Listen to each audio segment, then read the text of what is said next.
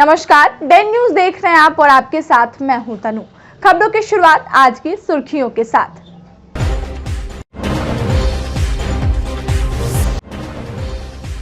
बेला factory में हुई विस्फोट के बाद दूसरे दिन भी बरसा रहा सन्नाटा, कई मजदूर अभी भी गायब।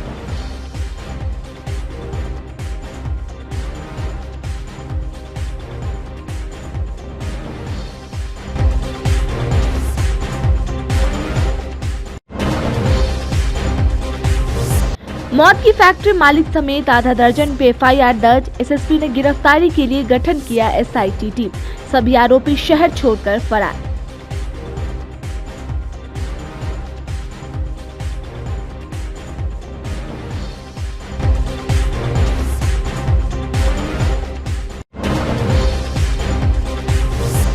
और जिला परिषद अध्यक्ष पद पर कुठानी क्षेत्र संख्या 27 से रीना कुमारी और उपाध्यक्ष पद पर पारू क्षेत्र संख्या 10 से निरुपमा सिंह निर्विरोध निर्वाचित।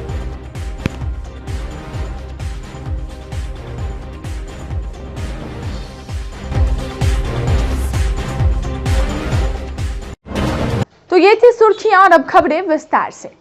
मुजफ्फरपुर के बेला फेज 2 स्थित नूडल्स फैक्ट्री ब्लास्ट कांड में अगर वर्किंग डे होता तो लाश चुनते चुनते लोग थक जाते। संयोग था कि रविवार का दिन था, सिर्फ 25 वर्कर ही काम पर आए थे।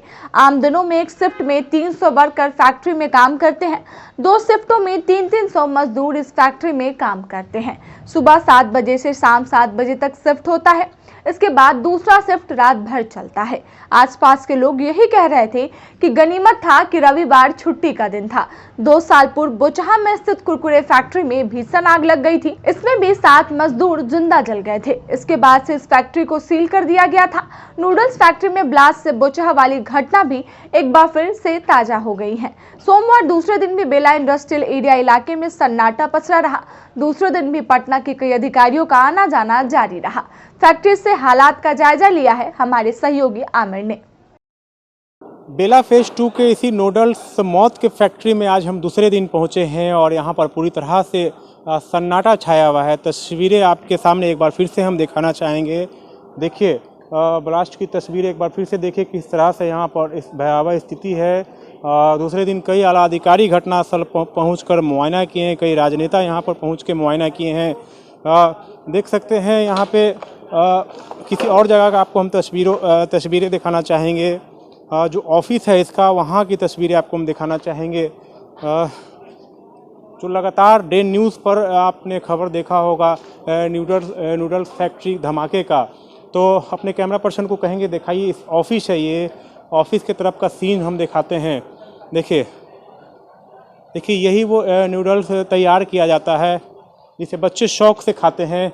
और भी आपको अंदर हम लिए चलते हैं और ऑफिस का हाल दिखाते हैं। इस तरफ तो नुकसान कम है, लेकिन जो ऑफिस था उसके भी परखच्चे पूरी तरह से उड़ चुके हैं।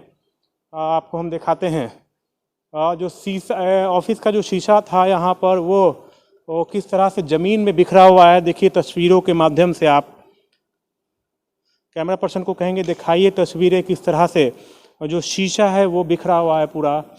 और तस्वीरों में देखिए ये जो है ऑफिस है और ऑफिस का क्या हाल है ये आप देख सकते हैं। यहाँ पर भी बताया जाता है कुछ लोग थे जिनकी मृत्यु हो गई है। ये घड़ी दिखाना चाहेंगे। इसी घड़ी से कल हमने खबर की शुरुआत की थी। इस घड़ी में 9:54 ये घड़ी में हो रहा है। उसी समय ये घड़ी का कांटा थम जाता है और ये घटना होती है। तो घड़ी से हमने खबर की शुरुआत की थी। घड़ी यहाँ पर लगा हुआ था और धमाका के बाद में ये घड़ी बंद हो जाती है। तो आप तस्वीरें देखकर ये बयान लगा सकते हैं कि धमाका कितना तेज़ था। जो ऑफिस का भी पूरी तरह से परखच्चा उड़ चुका है, पूरा शीशा चूर चूर हो चुका है। यहाँ पे बताया जाता है जो बैठ के यहाँ पर काम कर रहे थे वो भी नहीं है, वो भी गायब हैं, उनका कोई पता नहीं है। और कई लोगों की मिसिंग की रिपोर्ट है। कई लोग अपनों को खोज रहे हैं। हालांकि जिला प्रशासन ने अब तक 7 लोगों की मौत की पुष्टि की है, वही लगभग 10 लोग घायल बताए जाते हैं। लेकिन स्थानीय लोगों के मुताबिक कई लोग मिसिंग है, कई लोग गायब हैं जिनकी तलाश की जा रही है। फिलहाल रेस्क्यू अभी भी जारी है और कई टीम अभी भी यहाँ पर कैम्प कर रही है।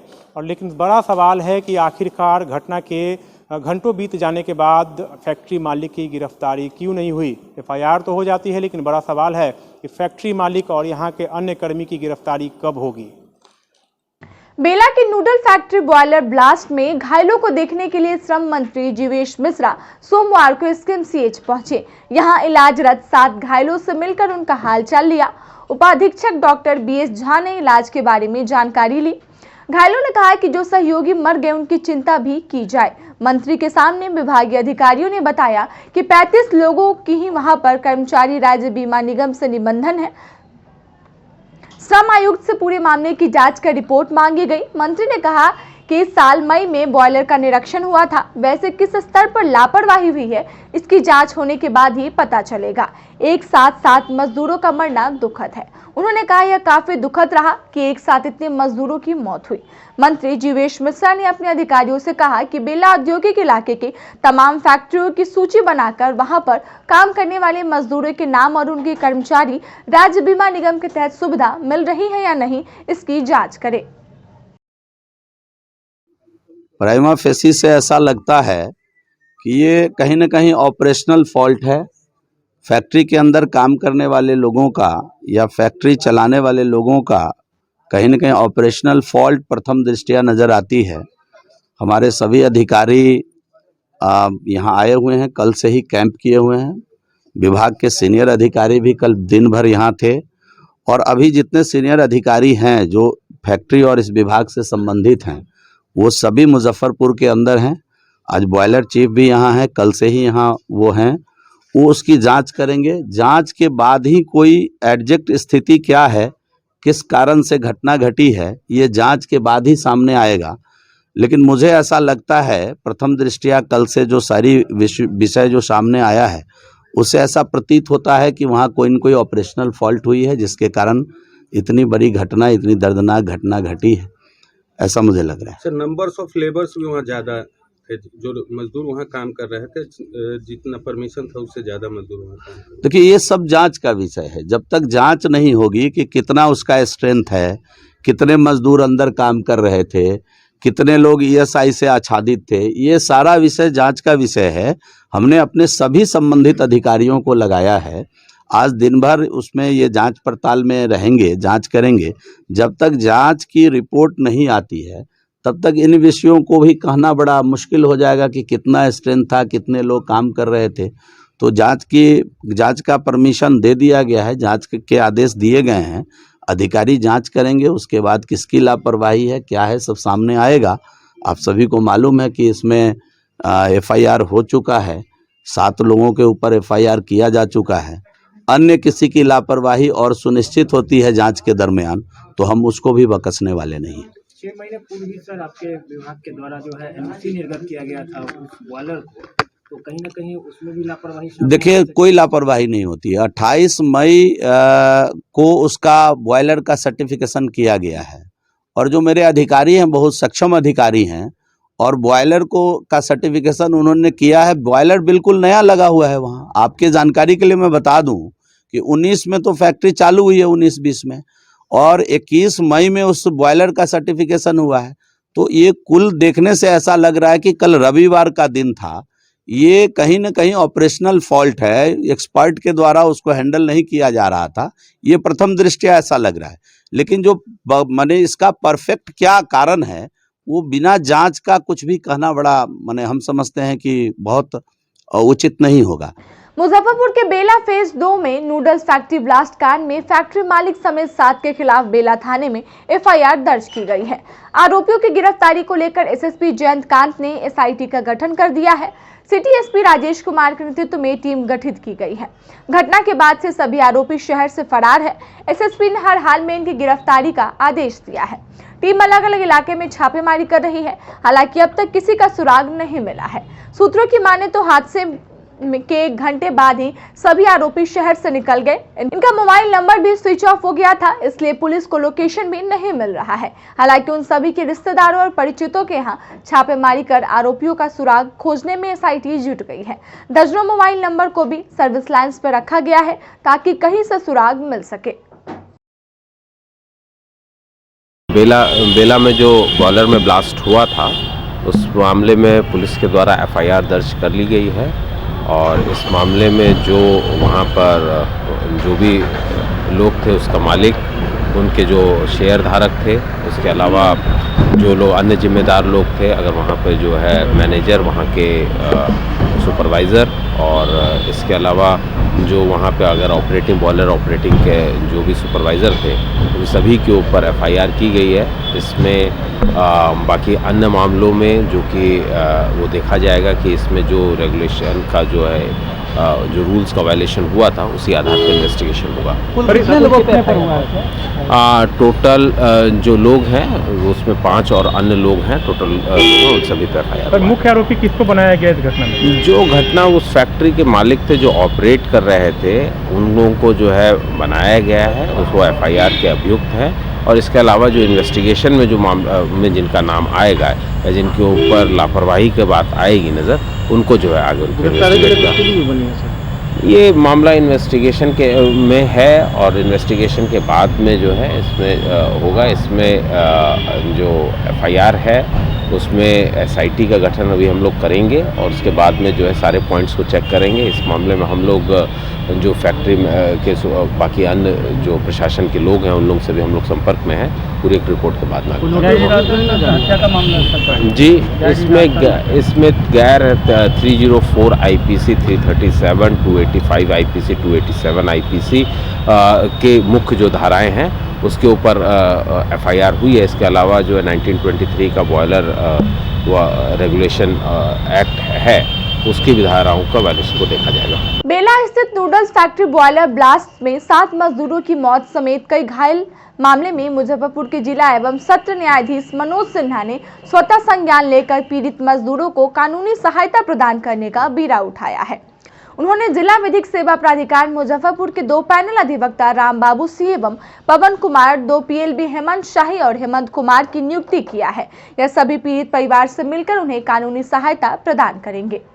इस मामले पर जिला एवं सत्र न्यायाधीश मनोज कुमार सिन्हा ने बताया कि बेला स्थित फैक्ट्री बॉयलर ब्लास्ट मामले में जरूरतमंद पीड़ित परिवार को जिला विधिक सेवा प्राधिकार की ओर से नियुक्ति 4 सदस्यीय पैनल अधिवक्ता द्वारा कानूनी सहायता प्रदान करने के लिए जांच कर रिपोर्ट सौंपेंगे। अखबारों के माध्यम से हमें ये जानकारी हुई कि बेला इंडस्ट्रियल एरिया में स्थित अंशुल फूड फैक्ट्री में कुछ दुर्घटना हो गई है। बॉयलर फटने से काफ़ी लोग मरे भी हैं और जख्मी भी हुए हैं। तो DLSA के माध्यम से हम लोगों ने इसका बीड़ा उठाया कि जो ज़रूरतमंद लोग हैं जिनको किसी भी तरह के कानूनी सहायता की आवश्यकता है, तो उन लोगों को चिन्हित करके हम लोग अपने तरफ से पहल करके उनको सहायता करने की कोशिश कर रहे हैं। उनको किस प्रकार का निर्देश है? जैसे ये एक वेलफेयर के तहत हमारे यहाँ जो जिला विधिक सेवा प्राधिकार है वो अपने कानूनी दायित्वों का निर्वहन करते हैं और इस तरह की जो आकस्मिक दुर्घटनाएं हैं उसमें जो पीड़ित पक्षकार होते हैं, जो भी पीड़ित व्यक्ति है, उसको हर तरह की सुविधा मुहैया कराने की कोशिश DLSA के माध्यम से हम लोग करते हैं। अब तक आपके पास कोई लिस्ट वगैरह उपलब्ध है? नहीं, अभी जो आज संजोग से आज एक मीटिंग के दौरान जिले के जो डिस्ट्रिक्ट मजिस्ट्रेट साहब हैं मिस्टर प्रणव कुमार, उनसे भी मेरी बातचीत हुई व्यक्तिगत रूप से इस पर्टिकुलर मुद्दे पे काफ़ी विस्तृत चर्चा हम लोगों ने की। उन्होंने भी बताया कि भाई प्रशासन की तरफ से क्या क्या कदम उठाए जा रहे हैं उन लोगों को सहायता देने के लिए, जो रियल नीडी पक्षकार हैं उनको उचित सहायता मिल सके। और हम लोगों ने भी जैसे अपने DLSA के माध्यम से 2 PLB श्री हेमंत शाही और रोहित कुमार और हमारे यहाँ पैनल अधिवक्ता हैं इस कार्य के लिए अधिकृत, तो उसमें एक श्री रामबाबू सिंह और एक पवन कुमार, 2 अधिवक्ता और 2 PLB को हम लोगों ने रिक्वेस्ट किया है कि वो स्थल पे जाएं, अपना मुआयना करें और एक रिपोर्ट, डिटेल रिपोर्ट मृतकों के बारे में और जो इंजर्ड लोग हैं उनके बारे में डिटेल्स और किस तरह से हम लोग उनको सहायता कर सकते हैं, इसका एक विस्तृत जांच करके और रिपोर्ट हम लोगों को देंगे ताकि हम लोग आगे की कार्रवाई कर सकें। इस मुजफ्फरपुर के बेला फेज 2 स्थित नूडल्स फैक्ट्री ब्लास्ट कांड में मारे गए मजदूरों को एक प्रयास मंच की ओर से सोमवार को पुरानी गुदरी साहू रोड भवानी सिंह मार्ग में शोक सभा का आयोजन किया गया, जिसमें मृत आत्मा की शांति के लिए कैंडल जलाकर प्रार्थना किया गया। मौके पे मंच के संस्थापक संजय रजक, मालती देवी, गोलू पटवा सहित कई लोग मौजूद रहे। आज एक प्रयास मंच के द्वारा बेला औद्योगिक क्षेत्र में हादसे में मृत मजदूरों की याद में श्रद्धांजलि कार्यक्रम का आयोजन किया गया। रविवार की सुबह अपने शहर मुजफ्फरपुर बेला औद्योगिक क्षेत्र में बॉयलर ब्लास्ट होने से 7 मजदूरों की दर्दनाक मौत हो गई, जो कि बहुत दुखद है। एक दर्जन से मजदूर अधिक घायल भी है। मैं संजय रजक और अपने मंच के माध्यम से सरकार से यह मांग करता हूँ कि जितने भी मजदूर की मौत हो गई है उन सभी लोग को मुआवजा, एक परिवार को नौकरी, साथ ही हर तरह की सरकारी योजना से लाभ मिले ताकि इनके परिवार का भरण पोषण हो सके और साथ ही ये घटना दोबारा ना हो, इसकी जांच की जाए। और आज मंच के द्वारा श्रद्धांजलि कार्यक्रम में सभी लोगों ने कैंडल जलाकर श्रद्धांजलि अर्पित की है। वहीं नागरिक मोर्चा और श्री नवयुवक समिति ट्रस्ट के संयुक्त तत्वाधान में भगवान लाल पुस्तकालय भवन में प्रार्थना सभा का आयोजन किया गया, जिसमें सभी ने 2 मिनट का मौन रख मृत आत्मा की शांति के लिए प्रार्थना किया। मौके पर मोर्चा के महासचिव मोहन प्रसाद सिन्हा, अधिवक्ता मुन्नी चौधरी सहित कई लोग मौजूद रहे। उन मृत असहाय कमजोर गरीब लोगों को जो क्षति पहुंची है, हम सब उनके परिवार के प्रति अपनी गहरी संवेदना व्यक्त करते हैं। राज्य सरकार, जिला प्रशासन और फैक्ट्री के मालिक से हम लोग यह मांग करते हैं कि सभी मृतकों को 25-25 लाख रुपए मुआवजा, घायलों को 5-5 लाख मुआवजा और एक व्यक्ति को उनको सरकारी नौकरी दी जाए, क्योंकि ये बड़ा जघन्य अपराध है। जो भी अधिकारी या कर्मचारी इसके लिए दोषी हैं, उन सबों को गिरफ्तार कर उन पर हत्या का मुकदमा चलाया जाए। आज यह प्रार्थना सभा उन तमाम मृतक लोगों के आत्मा की शांति के लिए हम ईश्वर से प्रार्थना करते हैं। कुढ़नी की रीना कुमारी मुजफ्फरपुर जिला परिषद अध्यक्ष और निरुपमा सिंह उपाध्यक्ष निर्वाचित हुई हैं। दोनों का निर्विरोध चुनाव हुआ। समाहरणालय सभागार में सोमवार को 54 पार्षदों को शपथ दिलाने के बाद चुनाव की प्रक्रिया शुरू की गई। दोनों पदों के लिए एक उम्मीदवार ही हुई। दोनों पार्षदों ने चुनाव का बहिष्कार किया। इस तरह बिना किसी विरोध के चुनाव संपन्न हो गया। निरुपमा सिंह लगातार दूसरी बार उपाध्यक्ष निर्वाचित हुई हैं। रीना कुमारी कुढ़नी प्रखंड के निर्वाचन क्षेत्र संख्या 27 से निर्वाचित हुई हैं। वहीं निरुपमा सिंह पारू प्रखंड से चुनाव जीती हैं। निरुपमा सिंह वैशाली सांसद रीना देवी की बहू है। चुनाव की महत्ता का अंदाज इस बात से लगाया जा सकता है कि राज्य निर्वाचन आयोग ने दूसरे जिले के पदाधिकारी को प्रेक्षक बनाने का आदेश दिया था। इसके बाद प्रमंडलीय आयुक्त मिहिर कुमार सिंह के निर्देश पर वैशाली के अपर समहर्ता जितेंद्र प्रसाद शाह पर्यवेक्षक बनाए गए। निर्विरोध निर्वाचन के पीछे आरक्षण का भी गणित रहा। जिला परिषद अध्यक्ष का पद अनुसूचित जाति महिला के लिए आरक्षित है, जबकि उपाध्यक्ष का पद अनारक्षित है। रीना कुमारी के अतिरिक्त संगीता देवी और विभा देवी भी रेस में बताई जा रही थी। हालांकि अंतिम समय में दोनों की ओर से अपनी दावेदारी वापस लिए जाने के बाद सर्वसम्मति की स्थिति बना और फैसला रीना देवी के हक में चला गया। उपाध्यक्ष पद के लिए कोई पेच नहीं था। लगातार दूसरी बार उपाध्यक्ष का पद हासिल करने में निरुपमा से सफल रही। काम करे और हम लोग का जिला का विकास हो। क्या प्राथमिकता रहेगी? मेरी प्राथमिकता यही रहेगी, सबसे पहला विकास, सारे मिलकर सारे जनता का सेवा करना और विकास करना। सारा जो जल जमाव होते हैं हम लोग के पंचायतों में, उसे मुक्त कराना पंचायतों को। कुछ मुख्य समस्या बताइए जो पहले से आपने सोचा होगा इस पे काम किया जाए। जी, सबसे पहला तो है जल जमाव की ही स्थिति जो गांव में अधिकांशतः जो रहती है उसको दूर करना है। सारे रोड जो मतलब बचे हुए हैं उन सबको पक्की करवा के, जहाँ पुल पुलिया की काम होगी सबसे पहले उसको दुरुस्त करके, ताकि लोगों को शहर से जुड़ने में दिक्कत ना हो, गाँव के लोगों को। भ्रष्टाचार को खत्म करने के लिए कुछ है? जी, भ्रष्टाचार तो हम लोग के जो जिला परिषद है उसमें जिला में है ही नहीं तो उसी का परिणाम तो इस बार के रिजल्ट में दिखा। जी नहीं, भ्रष्टाचार बिल्कुल नहीं है। ये सब आप लोग की गलतफहमी है। भ्रष्टाचार मुक्त है हम लोग का जिला, और हम लोग का जो जिला में जिला परिषद है वो तो बिल्कुल ही भ्रष्टाचार मुक्त और एकता के साथ है।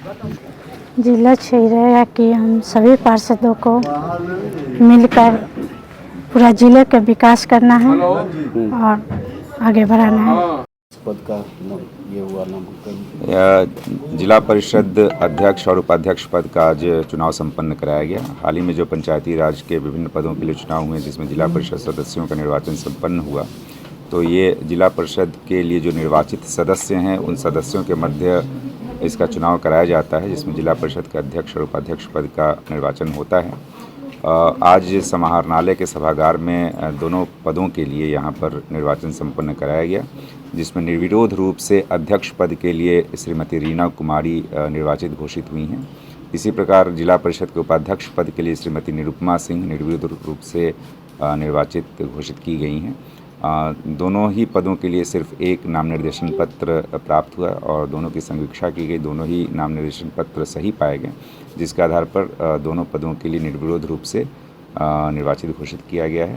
एक बार मैं पुनः बता दूं कि श्रीमती रीना कुमारी अध्यक्ष पद के लिए निर्वाचित घोषित हुई हैं, जबकि श्रीमती निरुपमा सिंह उपाध्यक्ष पद के लिए निर्वाचित घोषित हुई। ये अध्यक्ष पद आरक्षित है? जी, ऑलरेडी पहले से सभी लोगों को सूचित भी हम लोगों ने कर दिया था और आरक्षित है। मुख्यमंत्री नीतीश कुमार के समाज सुधार यात्रा की तैयारियों का निरीक्षण सोमवार को जिलाधिकारी प्रणव कुमार और एसएसपी जयंतकांत ने संयुक्त रूप से किया। आपको बता दें कि बुधवार को मुख्यमंत्री नीतीश कुमार अपनी यात्रा के दौरान मुजफ्फरपुर में कई कार्यक्रमों में शामिल होंगे, जिसे लेकर पुलिस लाइन मैदान में बनाए गए हेलीपैड और MIT मैदान में बनाए गए मंच और जनसभा की तैयारियों का जायजा जिलाधिकारी, एसएसपी और जिले के तमाम आला अधिकारियों ने लिया। मुख्यमंत्री के आगमन की तैयारी अब अंतिम चरण में है। सूचना एवं जनसंपर्क पदाधिकारी कमल सिंह ने बताया कि सभी तैयारियां समय पर पूरी कर ली जाएंगी। देखिए, 29 दिसंबर को माननीय मुख्यमंत्री का समाज सुधार अभियान यात्रा है। उस क्रम में MIT मैदान पे जो सभा रखा गया है, वहाँ पे आवश्यक व्यवस्था को दुरुस्त सुनिश्चित करने के लिए जिलाधिकारी के नेतृत्व में सारे पदाधिकारी आज वहाँ थे। सब लोगों ने मुआयना किया गया, विशेष करके SSP महोदय और जिलाधिकारी और DDC के द्वारा ये जायजा लिया गया है और काम अब अंतिम चरण में है। सारी व्यवस्थाएं लगभग मुकम्मल की जा चुकी हैं। सभी विभाग तत्परता के साथ कार्य के अंजाम देने में लगे हुए हैं। हम पूरी उम्मीद करते हैं कि ये सभा पूर्ण रूप से सफल होगा और उसके बाद समीक्षात्मक बैठक होगी। आगामी 29 दिसंबर को समाज सुधार अभियान यात्रा के क्रम में मुजफ्फरपुर आ रहे मुख्यमंत्री नीतीश कुमार के कार्यक्रम की सफलता के लिए जिला जदयू कार्यालय में प्रखंड अध्यक्ष, जिला कार्यकारिणी की एक बैठक आयोजित किया गया। जिला के संगठन प्रभारी मदन पटेल ने कहा कि शराबबंदी, बाल विवाह, दहेज प्रथा उन्मूलन जैसी सामाजिक कुरीतियों के खिलाफ मुख्यमंत्री नीतीश कुमार शंखनाद करेंगे। उन्होंने कहा कि पूरे देश में एकमात्र नेता नीतीश कुमार है जो राष्ट्रपिता महात्मा गांधी के सपनों को साकार करने में दिलोजान से पूरे बिहार का भ्रमण करते हुए महिलाओं को विशेष रूप से जागृत करेंगे। मौके पर जिला अध्यक्ष मनोज कुमार, जिला प्रवक्ता रामलला ठाकुर, वरिष्ठ जदयू नेता शिशिर कुमार, नीरज सहित काफी संख्या में जदयू नेता मौजूद रहे। किया गया क्या कुछ विषय मेन है कि संगठन की मजबूती के लिए हम लोग गांव-गांव में, हर राजस्व ग्राम में 11-11 पार्टी के वफादार लोगों का, कर्मठ लोगों का एक टीम बनाना है और इसके लिए सभी प्रदेश, जिला के, प्रदेश के और प्रखंड के पदाधिकारी लोग यहाँ पर हैं और सब लोग लगेंगे उस काम में और हम लोगों को जल्द से जल्द इस काम को करके देना है। दूसरी बात कि समाज सुधार यात्रा जो माननीय मुख्यमंत्री जी का चल रहा है, इसको भी हम लोगों को गांव-गांव तक, गली-गली तक पहुंचाना है। इस बात को, इसमें भी पार्टी के भी भूमिका, एक सरकारी तंत्र लगा हुआ है इस काम में, लेकिन पार्टी स्तर पर भी हम लोग इस समाज सुधार कार्यक्रम को जन जन तक पहुंचाने का काम करेंगे। बैठक किया जा रहा है, समीक्षा बैठक की जा रही है कि जितना भी संगठन मजबूत है, संगठन पर मजबूती के लिए बैठक की गई है और उसमें हर रेवेन्यू विलेज में 11 सदस्य का कमेटी बनाना है और उसका प्रारूप तैयार करके जिला अध्यक्ष को देना है और जिला अध्यक्ष इसको जनवरी तक ले जा करके 15 जनवरी तक वहाँ प्रदेश कार्यालय में सुपुर्द करें। मुख्यमंत्री के आने की भी उसको भी मुख्यमंत्री के आने का मतलब है आप जानबे करते सुधार कार्यक्रम का यात्रा है। इस पूरे बिहार के पैमाने पर दारू बंद कर दिया गया है और बहुत ही नेक काम माननीय मुख्यमंत्री जी ने की है और इसके लिए लोगों से कॉपरेशन के लिए ये यात्राएं हो रही है कि आप कॉपरेट करें। जो दारू पीने वाले लोग भी होते हैं उनसे पूछा जाए कि आप दारू पीते हैं तो वो नहीं कह सकता कि मैं दारू पीता हूँ। मुजफ्फरपुर में 2 नीलगाय की निर्मम तरीके से हत्या का मामला सामने आया है। घटना के बाद इलाके में तनावपूर्ण माहौल है। नीलगाय को मारे जाने की घटना के बाद ग्रामीणों ने जमकर हंगामा किया। घटना मनियारी थाना इलाके के मारीपुर भगवती स्थान के समीप की है। ग्रामीणों के मुताबिक बाइक सवार 2 व्यक्तियों के द्वारा नीलगाय को पहले करंट लगाया गया, फिर उसके बाद उसकी धारदार हथियार से हत्या कर दी गई। दोनों आरोपी ग्रामीणों को देखकर बाइक छोड़कर फरार हो गए। सूचना पर पहुंची मनियारी पुलिस ने बाइक को जब्त कर लिया और पुलिस का कहना है कि आरोपी की पहचान कर कठोर कार्रवाई की जाएगी। वहीं स्थानीय ग्रामीणों के मदद से पुलिस ने नीलगाय को मिट्टी में दफन कर दिया। क्या मामला था? जा करके देखिए, पहले बताया जाए ना क्या मामला है। नील बकरा को कोई मार दिया। अच्छा, क्या कोई गिरफ्तारी वगैरह? कुछ नहीं, आदमी है नहीं करत, किससे गिरफ्तार? बेला स्थित नूडल्स फैक्ट्री में बॉयलर फटने से मृतक मजदूरों के परिजनों को 50 लाख मुआवजा, एक परिजन को सरकारी नौकरी, घायलों को मुफ्त एवं समुचित इलाज कराने सहित विभिन्न मांगों को लेकर बेला इंडस्ट्रियल लेबर यूनियन और AIUTUC के संयुक्त तत्वाधान में प्रतिवाद मार्च निकाला गया, जो खुदीराम बोस स्मारक स्थल से कंपनी बाग सड़क टावर जवाहरलाल रोड होते हुए कल्याणी पर पहुंचा और समाप्त हुआ। मौके पर यूनियन के महासचिव मोहम्मद इदरीस, सभा के अध्यक्ष नरेश राम सहित दर्जनों लोग मौजूद रहे। बेला इंडस्ट्रियल एस्टेट के फेज नंबर 2 में कल जो वहाँ घटना घटी है, उन घटना में सैकड़ों मजदूर घायल हुए हैं और 50 के लगभग मरे हैं। वहाँ मृतकों की कोई सूची नहीं है। मैंने कलेक्टर साहब से पूछा कि आपके पास कोई लिस्ट है, उन्होंने कहा कि नहीं। उसके बाद डिप्टी लेबर कमिश्नर से पूछा, उन्होंने भी कहा कि हमारे पास कुछ अवेलेबल नहीं है। जहाँ वहाँ जो भी कारखाना चल रहा है बिल्कुल अराजक स्थिति में, गरीबों को और मजदूरों को पूछने वाला कोई नहीं है। इस फैक्ट्री के लिए जिम्मेवार वहाँ के मालिक को अविलंब गिरफ्तार किया जाए और उसको दृष्टांतमूलक सजा दी जाए।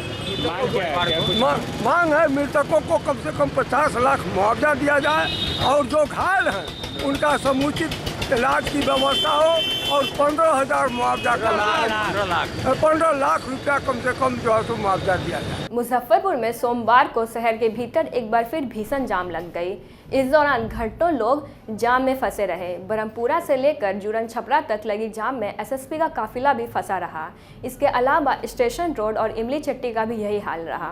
ट्रैफिक पुलिस जाम मुक्त कराने के लिए हर संभव प्रयास कर रही थी, लेकिन जाम छूटने का नाम नहीं ले रहा था। सड़क जाम होने के कारण कई लोग गली मोहल्ले से निकलने का प्रयास कर रहे थे। SSP का काफिला फंसने के बाद यातायात DSP खुद सड़क पर उतरे और जाम छुड़ाने का प्रयास करने लगे। यातायात DSP RN सिंह ने बताया कि ओवरटेक करने के कारण जाम लगता है और वैसे भी सोमवार को ज़्यादा भीड़ रहती है, जिस कारण से जाम लगा हुआ है, पर जल्द से जल्द इसे समाप्त कर दिया जाएगा। वहीं शहर में बार बार लग रहे जाम को लेकर मेयर राकेश कुमार पिंटू ने कहा है कि पार्किंग की व्यवस्था नहीं होने के कारण शहरवासियों को जाम की परेशानी झेलनी पड़ती है, जिसके निदान के लिए BB कॉलेजिएट में पार्किंग की व्यवस्था की जा रही है और जल्द से जल्द शहरवासियों को जाम से निजात मिल जाएगी। सही बोल रहे हैं, क्योंकि मुजफ्फरपुर में हर एक सोमवार को देखते हैं कि हर एक गली जहाँ जितना भी मुख्य सड़क है सभी जाम रहता है, जिसके कारण जनता को बहुत परेशानी झेलना पड़ता है। इसमें मुख्य कारण ये भी है कि जैसे अपना टेम्पू पड़ाव जो है सही जगह पर वो लगाते नहीं हैं। जहाँ उनका टेम्पू लगना चाहिए उनको पड़ाव स्थल पर लगाना चाहिए। जैसे रेलवे स्टेशन के सामने जो टेम्पू पड़ाव है उसके बाहर भी वो लगाए हुए रहते हैं टेम्पू वगैरह, जिसके कारण भी जाम की समस्या उपलब्ध होती है। पार्किंग भी एक बड़ी पार्किंग तो खैर बहुत बड़ी समस्या है। पार्किंग का जैसे हम लोग ये किए हैं कि अपने बीबी कॉलेजिएट में जितने भी मोती झील एरिया है उधर का सभी पार्किंग वहाँ पर बीबी कॉलेजिएट में होगा। तो बम पुलिस गली में भी एक पार्किंग बनाई गई थी नगर निगम की ओर से, पर उसका मतलब सही से नहीं पता। एक्चुअली बम पुलिस गली में जो पार्किंग है वो गली थोड़ा सा पतला हो गया, जिसके कारण वहाँ गाड़ी ले जाने में 4 चक्का ले जाने में दिक्कत होता है। इस कारण से वहाँ पार्किंग अवरुद्ध रहता है। ऐसे मोती झील पुल के नीचे में आपका पार्किंग का सुविधा है, वहाँ पर अपना गाड़ी पार्क कर सकते हैं। शहर के थोड़ा सा रस ज़्यादा रहती है, इसलिए थोड़ा जाम हो जाता है। निपटने को लेकर बहुत सारी योजनाएं बनी पर धरातल आ रहा है, धीरे धीरे आ रहा है। बहुत सारा नाली उली जहाँ तहाँ खुदा हुआ है, इसलिए थोड़ा सा दिक्कत हो रही है। लगे हुए हैं। एक सप्ताह से धरने पर बैठे संविदा पर बहाल और उसके बाद हटाए गए स्वास्थ्यकर्मी अपनी मांगें नहीं माने जाने पर सोमवार से अनिश्चितकालीन भूख हड़ताल शुरू कर दिया है।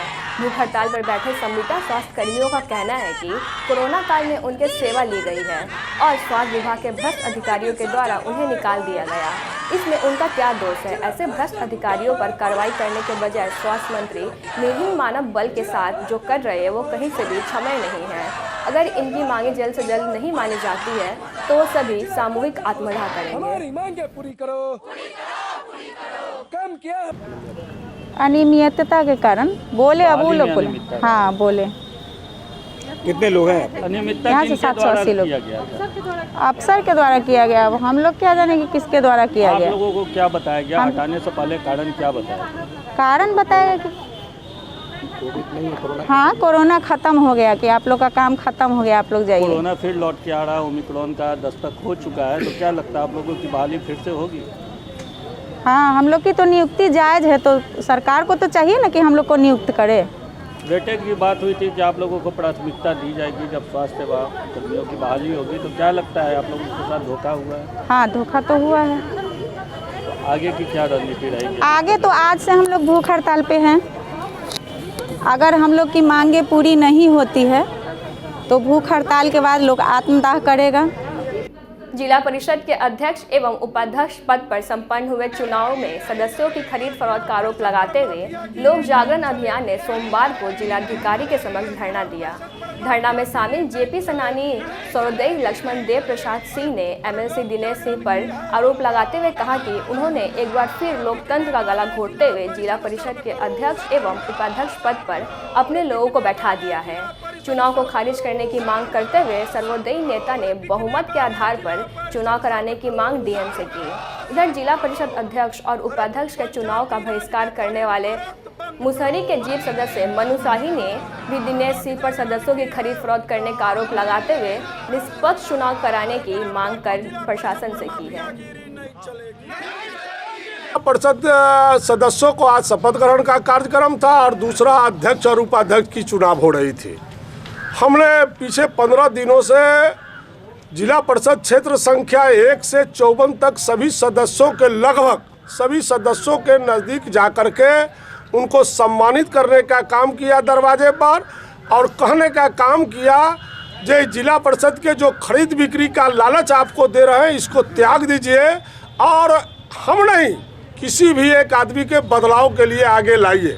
लेकिन तमाम लोगों ने यह हमें जानकारी दी कि 10 लाख से 5 लाख रुपया तक सभी लोगों को देके चुनाव के दरमियान ही बहुत से ऐसे लोगों ने को पैसा देने का काम किया, और चुनाव के बाद तो लगभग हमको लगा कि 54 में 2 आदमी हम लोग इस चुनाव के जो परिस्थितियां चल रही थी उसमें चुनाव में भाग लेने की हमारी इच्छा नहीं थी, और हम चुनाव का बहिष्कार करके लोक जागरण मंच के नजदीक सभी लोगों के साथ खड़ा होकर के आगे की लड़ाई के लिए संकल्प लिया।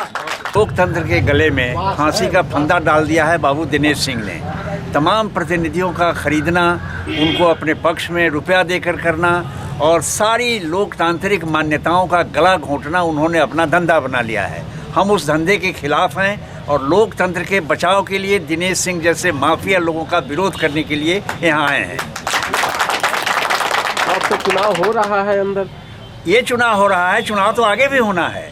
हम अगले चुनाव के लिए रास्ता साफ करना चाहते हैं ताकि आगे ये माफिया लोग इस प्रकार की धांधली करने की हालत में न हो।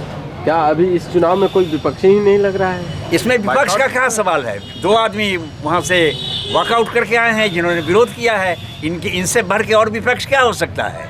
ये बड़ा विपक्ष है कि इतने लोगों के बीच सारे लोग जब रुपए पर बिक रहे थे, 2 आदमी अपने ईमानदारी का झंडा हाथ में लिए हुए उसका बहिष्कार। आगामी मंगलवार 28 तारीख को संध्या 4 बजे सहरसा निवासी पप्पू देव की रहस्यमयी मौत की उच्च स्तरीय जांच करवाने को लेकर मुजफ्फरपुर में मुजफ्फरपुर समाज की ओर से कैंडल मार्च निकाला जाएगा, जो लंगट सिंह महाविद्यालय के परिसर से सरैयागंज टावर पर जाकर संपन्न होगा। ये बातें सोमवार को समाजसेवी अमर सिंह, कुंदन कुमार और शहबाजपुर पंचायत के पैक्स अध्यक्ष बसंत शाही ने पत्रकारों को दिया। आपको बता दें कि कोसी के डॉन कहे जाने वाले पप्पू देव की पुलिस हिरासत में संदेहास्पद मौत पर कई सवाल खड़े हो रहे हैं। लोग का आरोप है कि पप्पू देव की पुलिस हिरासत में हत्या की गई है। युवा भाई जो मुजफ्फरपुर के यूथ हैं, मुजफ्फरपुर यूथ के बैनर तले एक विशाल कैंडल जुलूस निकालने जा रहे हैं। जो निर्मम हत्या हुई है, हत्या पप्पू देव की हुई है सहरसा में। तमाम बिहार के लोग इससे आतंकित हैं। पुलिस को किसी की भी हत्या करने का अधिकार नहीं है। इसके विरोध में कल ये लोग प्रदर्शन करेंगे और उस प्रदर्शन में हम जैसे तमाम सामाजिक कार्यकर्ता जो समाज से जुड़े हुए हैं, जो इस हत्या का विरोध करते हैं, किसी भी हत्या का विरोध करते हैं। और ये तो प्रशासनिक हत्या हुई है, ये स्पष्ट हो चुका है अब तक के बातों से। इसलिए हम लोगों का तमाम सामाजिक संगठन जो समाज से जुड़े हुए लोग हैं, इन नौजवानों के साथ हम लोग कंधे से कंधा मिला करके कल साथ चलेंगे। होने के नाते कल जो युवाओं द्वारा आयोजित कैंडल मार्च है उसका हम व्यक्तिगत तौर से समर्थन करते हैं और युवाओं से यह आह्वान करते हैं कि जितना ज़्यादा से ज़्यादा संख्या में हो वो एलएस कॉलेज से सरैयागंज स्थित खुदीराम बोस स्मारक स्थल तक आएँ और ये जो प्रशासन की निरंकुशता है इस पे लगाम लगे। अपराधी कोई भी हो, इसके लिए न्याय प्रक्रिया है, न्यायालय है, उसमें उसकी सज़ा होगी, न कि पुलिस किसी जाति विशेष के लोगों को अपने व्यक्तिगत खुंसा के कारण उसकी हत्या कस्टडी के अंदर करे। यह बहुत ही दुखद है। हिरासत में ले जाकर हत्या हो रही है और सरकार उस पर मौन है। एक तरह से प्रत्यक्ष अप्रत्यक्ष रूप से यह सरकार की संलिप्तता है कि आप अपने कस्टडी में किसी को लिए हैं और उसकी हत्या हो जाती है, उसको मौत का नाम देते हैं। सज़ा देने का काम कानून का है, आपका नहीं है। और हमारे नौजवान, हमारे साथी सभी इस घटना से क्षुब्ध हैं, दुखी हैं और वे सभी सड़क पर उतर रहे हैं। आज की खबरों में बस इतना ही। कल फिर मुलाकात होगी कुछ नई और ताज़ा खबरों के साथ। तब तक के लिए दीजिए डेन न्यूज़ परिवार को इजाज़त। नमस्कार।